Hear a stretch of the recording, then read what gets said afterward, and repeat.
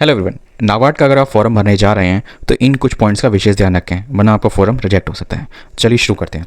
बात करते हैं इंपॉर्टेंट पॉइंट्स की जो इसके फॉर्म भरने में और जो डॉक्यूमेंट्स हैं वो बहुत ज़रूरी है। नंबर 1, स्कैन की हुई फोटोग्राफ जिसका डायमेंशन 4.5 सेंटीमीटर से लेकर 3.5 सेंटीमीटर में हो, और सिग्नेचर, ठीक है, विद ब्लैक इंक। मतलब आपको जो भी सिग्नेचर करने हैं वो ब्लैक इंक से करने हैं, तो इस चीज़ का विशेष ध्यान रखें। ठीक है, दूसरा बात चाहिए क्या है, आपका left thumb impression on the white paper with black and blue ink. Mostly ऐसा होता है कि जो पैड होते हैं वो ब्लू इंक के होते हैं, ठीक है, तो वो आपको लगाना है। एक तरीके से करना, अपने जो भी लेफ्ट थंब हो उसको खूब अच्छे से करना और एक दो बार पेपर पे कर लेना साइन, ठीक है, 2-3 जगह थंब लगाना, जिसमें आपकी जो रेखाएं हैं वो क्लियर कट आए वो रखना। ओवरलैपिंग वाला मत फोटो खींचना, ठीक है, वरना वो और जब फोटो खींचेंगे तो उसमें ब्लर हो जाएगा और वो आगे चल के आपको दिक्कत कर सकता है। नेक्स्ट आपका क्या जाएगा, एक हैंड रिटन डिक्लेरेशन, ठीक है, on a white paper with black ink. इसमें आपका ब्लैक और वाइट का बहुत काम आने वाला है, तो इस चीज़ का विशेष ध्यान रखें। ठीक है, टेक्स्ट आर गिवन बिलो। अब ये हैंड रिटन डिक्लेरेशन में क्या क्या चीज़ आएगी वो मैं अभी आपको बता रहा हूँ। और दूसरा, ensuring that all these scan document are added in required specification. ठीक है, तो मैंने लेफ्ट थंब इंप्रेशन तो आपको बता ही दिया। ठीक है, अब मैंने डिक्लेरेशन के बारे में बताना था। The text of the handwritten declaration वो ये रही आपकी, ठीक है, जो यहाँ से लिखा हुआ है, ठीक है, आई, फिर उसके बाद name of the candidate, name of the candidate नहीं, आई के बाद आपको ये ध्यान रखना है, ये जो कॉमा लगा हुआ है ना, ठीक है, सेमी कॉमा, तो वो ध्यान रखना है, ये कॉमा लगाना है, आई लिखना है और फिर अपना नाम, ठीक है, जो भी आपकी 10th की मार्कशीट में हो, इस चीज़ का विशेष ध्यान रखना। ठीक है, एलिजिबिलिटी 10th है इसलिए नहीं, जो इसमें जो 10th की मार्कशीट में नाम और डेट ऑफ बर्थ होती है वही मान्य होता है ना। दूसरा आपका चीज़ लिखा हुआ हियर, फिर उसके बाद कॉमा लगा के अपने नाम के बाद यहाँ पे कॉमा लगा हुआ, तो वैसे ही कॉमा लगा के फिर hereby declare that all the information are submitted by me in the application forum is to be correct and true and valid. I will be present the supporting document, ठीक है, and when required। ठीक है, तो बस इतनी ही आपकी declaration है यहाँ से लेके यहाँ तक। डॉट के बाद ये कॉमा लगाना बिल्कुल मत भूलना। ठीक है, इसकी फोटो खींच लेना है, ब्लैक पेन से लिखना है एक वाइट पेपर पे, अपने नोटबुक पे लिखो, चाहे ब्लैक पेपर पे लिखो, लाइनिंग वाले पे लिखो, उससे कोई दिक्कत नहीं होती। ठीक है, बस डायमेंशन ध्यान रखना, इसके लगभग 200 DPI होगा। ठीक है, और मोस्टली जो इसका जो मेजरमेंट होगा वो 100 KB के आसपास होगा, 50 से 100 KB के बीच में। ठीक है, इमेज के ही रूप में होगी, JPG फॉर्मेट में ये सारे डॉक्यूमेंट आप अपने बनाना। ठीक है, नेक्स्ट आपका क्या है, the above handwritten declaration के बारे में क्या लिखा हुआ है, the handwritten declaration shall be the candidate the handwritten English only, केवल इंग्लिश में होना, भूल के भी इसको ट्रांसलेट करके हिंदी में लिख देना। If it is to be written and uploaded by anybody as by other language, ठीक है, the application will be invalid. अगर आपने इसके अतिरिक्त किसी इंग्लिश के अलावा अतिरिक्त किसी और लैंग्वेज में अगर इसको आपको किया तो वो इनवैलिड हो जाएगा। नेक्स्ट आपका फॉर्म रिजेक्ट हो जाएगा, सीधी सी बात आप समझें। द विजुअल इम्प्योर्ड कैंडिडेट, जो भी जिनको दिखने में दिक्कत है वो कैंडिडेट जो होते हैं who can not to be write, ठीक है, may get the text declaration, ठीक है, typed but the left hand thumb impression below, ठीक है, the type declaration and upload the document as per the specification.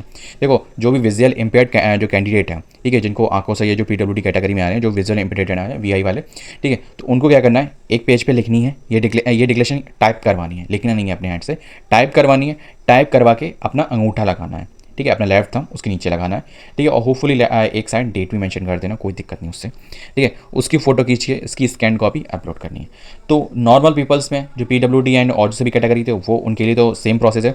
ठीक है, हाथ से लिखना है वाइट पेपर पे ब्लैक इंक से, ठीक है, और स्कैन फोटो खींच के अपलोड करना है। केवल VI कैंडिडेट के लिए केवल ये स्पेशल इंस्ट्रक्शन है, तो ये चीज़ ध्यान रखना। नेक्स्ट, द कीप क्या the keep the necessary the detail the document is to be ready for make the online payment to be requires the application fee and intimation charge. ठीक है, तो देखो जो भी नेसेसरी डिटेल है वो अपने डॉक्यूमेंट लगना, सीधी सी बात है, अपनी 10th की मार्कशीट उठा के अपने पास रख लेना, अपना OBC का सर्टिफिकेट का, OBC हो, EWS हो, SC हो, ST हो, जो भी आपका सर्टिफिकेट हो सेंट्रल वाला, ध्यान रखना 1 अप्रैल 2024 के बाद का जो इशू हुआ है सर्टिफिकेट होगा वो मैंडेट होगा।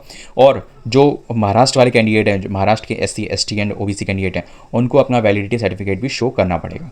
ठीक है, नेक्स्ट बात करते हैं, वो फॉर्म भरते वक्त रेडी रखना। हो सकता है स्कैन कॉपी तो वैसे नहीं अपलोड की जाती बैंकिंग में, ठीक है, पर कोई नंबर वगैरह हो सकता है इसमें ऑप्शनों के नंबर वगैरह वो अपलोड करना पड़े, ठीक है, इसलिए मैंने आपको बता दिया। 6 पॉइंट आपका कह रहा है the valid personal email ID, ठीक है, मोबाइल नंबर, ठीक है, should be keeped until the recruitment process. ध्यान रखना अपनी ईमेल ID और मोबाइल नंबर बैन रखना, क्योंकि जो भी कुछ अपडेट आएगी एडमिट कार्ड तक, ठीक है, DV लेटर तक, वो सब आपकी ईमेल ID में नहीं, होपफुली आपकी वेबसाइट पे आपको मिल जाएंगे, पर ईमेल ID और मोबाइल नंबर ही एक ऐसा माध्यम होता है जिससे मोबाइल नंबर पे, सही बताऊँ मोबाइल नंबर पे बहुत कम आता है, ठीक है, मतलब बैंकिंग या जो भी ऑर्गेनाइजेशन जो कंडक्ट कराती है ना IBPS, उसके थ्रू से बहुत कम आता है। ठीक है, मेल ID पे पक्का आता है।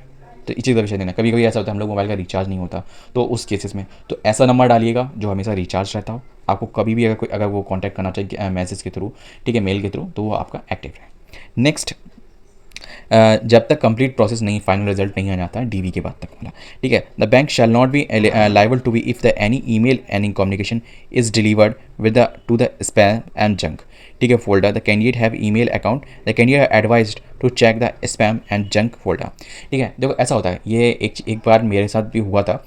जब मेरा एक एग्ज़ाम था सफदरगंज हॉस्पिटल वाला, तो उसमें क्या हुआ था, सफदरगंज हॉस्पिटल वाला था यानी यूपी का था, ठीक है। तो उसमें क्या हुआ था कि जो हमारा जो एडमिट कार्ड का जो मतलब जो नोटिफिकेशन होता है ना, ठीक है, जो डेट चेंजमेंट का होता है ना, तो वो चला गया था स्पैम में। आप साइट के थ्रू नहीं हो रहा था, थोड़ी सी दिक्कत कर रही थी, पता नहीं उसमें कुछ, तो वो मेल के थ्रू आया था, ठीक है। तो वो चला गया स्पैम में। तो उन्होंने कहा था कि एक बार आप एक काम करिएगा, स्पैम फोल्डर भी चेक करके देख लीजिएगा।